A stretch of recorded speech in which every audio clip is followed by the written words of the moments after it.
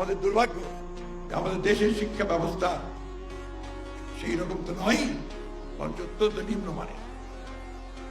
এর জন্য দায়ী রাজনীতিবিদরাই, এর জন্য দায়ী আমরাই, এর জন্য দায়ী আমাদের আমলাতন্ত্র। এখানে শিক্ষার উপরে খুব কম গুরুত্ব দেওয়া হয়েছে।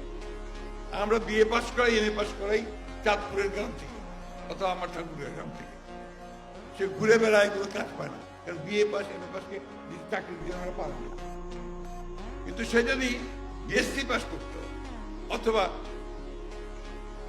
আপনার পলিটেকনিক ইনস্টিটিউট থেকে একটা ডিপ্লোমা নিতে পারতো আপনার ইলেকট্রিসিটির উপরে অথবা আপনার সিভিল ইঞ্জিনিয়ারিং এর উপরে অথবা অন্যান্য বিষয়গুলোর উপরে, তাহলে কিন্তু তার চাকরি কেউ আটকাতে পারে।